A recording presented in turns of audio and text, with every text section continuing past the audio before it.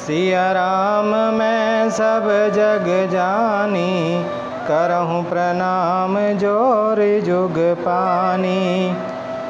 सहज मनोहर मूरति दोऊ, कोटि काम उपमा लघु सोऊ।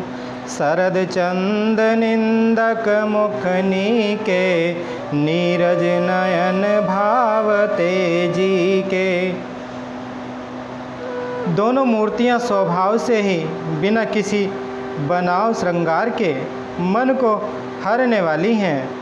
करोड़ों कामदेवों की उपमा भी उनके लिए तुच्छ हैं। उनके सुंदर मुख शरद पूर्णिमा के चंद्रमा की भी निंदा करने वाले हैं, अर्थात उसे नीचा दिखाने वाले हैं। और कमल के समान नेत्र मन को बहुत ही भाते हैं। चितवनी चारु मार मनोहरनी, भावती हृदय जाति नहीं बरनी। कल कपोल श्रुति कुंडल लोला, चिबुक अधर सुंदर मृदु बोला। सुंदर चितवन सारे संसार के मन को हरने वाले कामदेव के भी मन को हरने वाली है।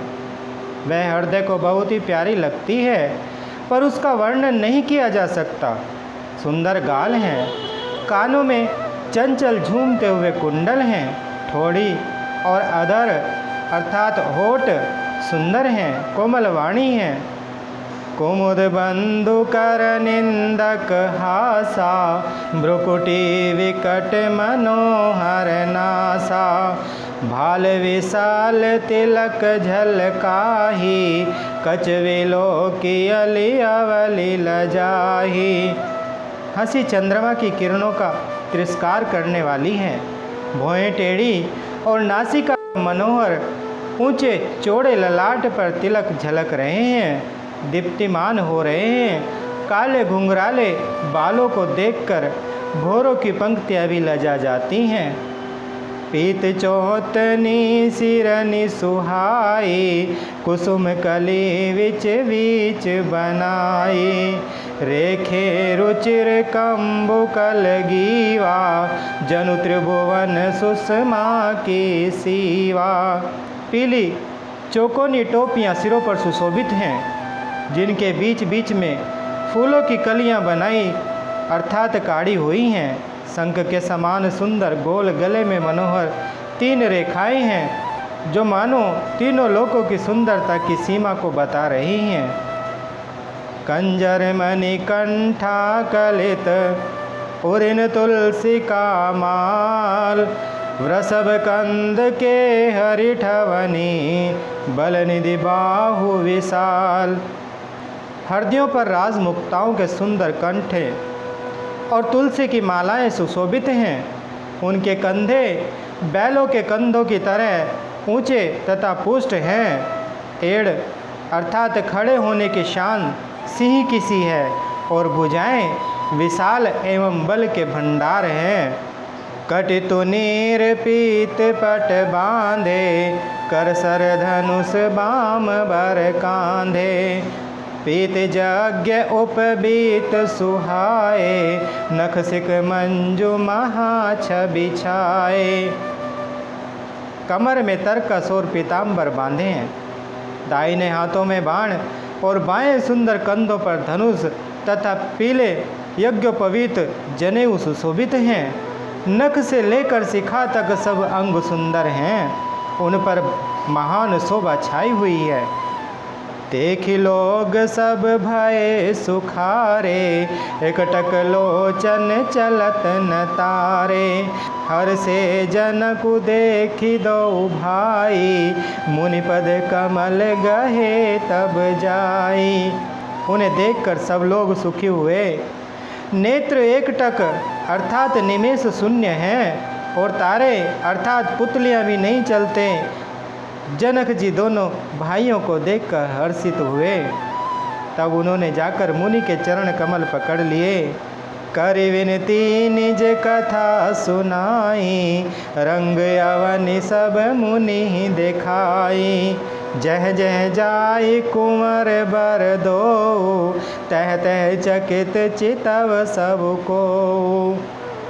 विनती करके अपनी कथा सुनाई और मुनि को सारी रंगभूमि यज्ञशाला दिखलाई।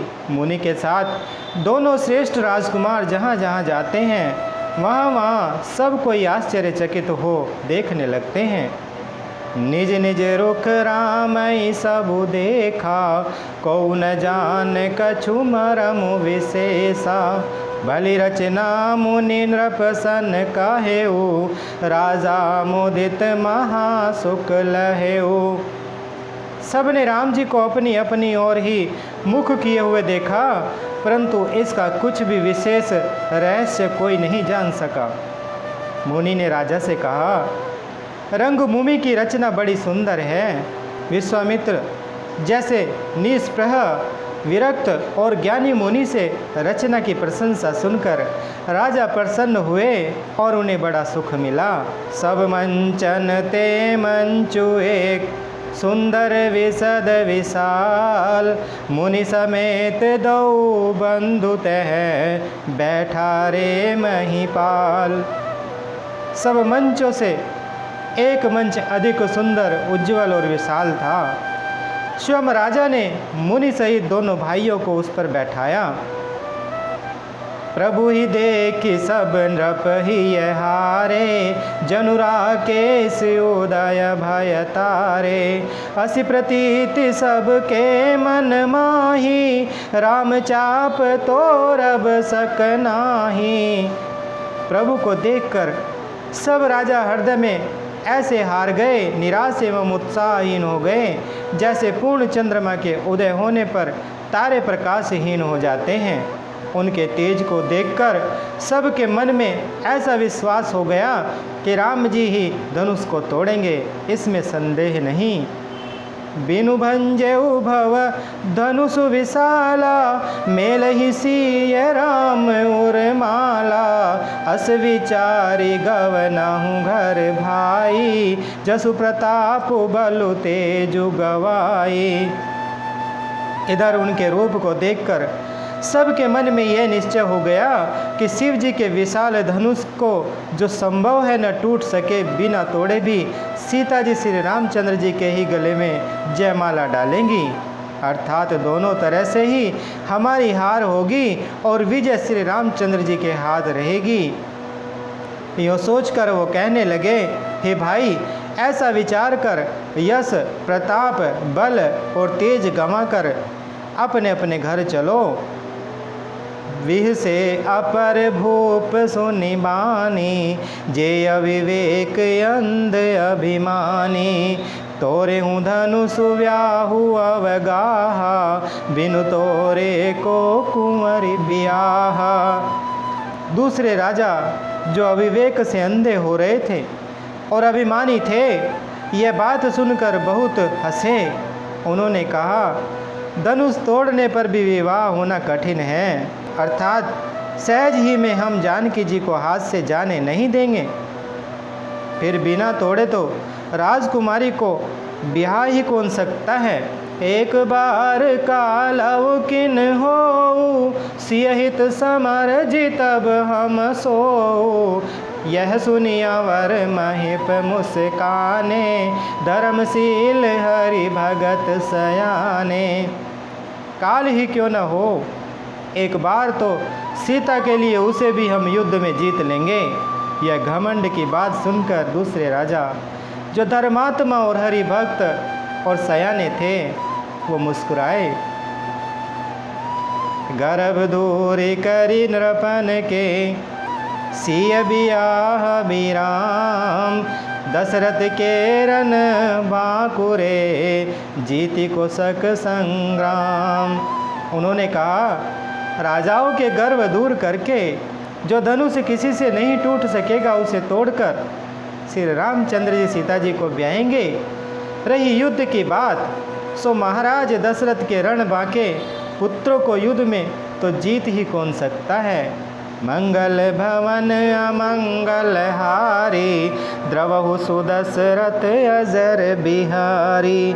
बोलिए श्री रामचंद्र भगवान की, बोलिए माता सीता जी की, बोलिए श्री बजरंग बली भगवान की।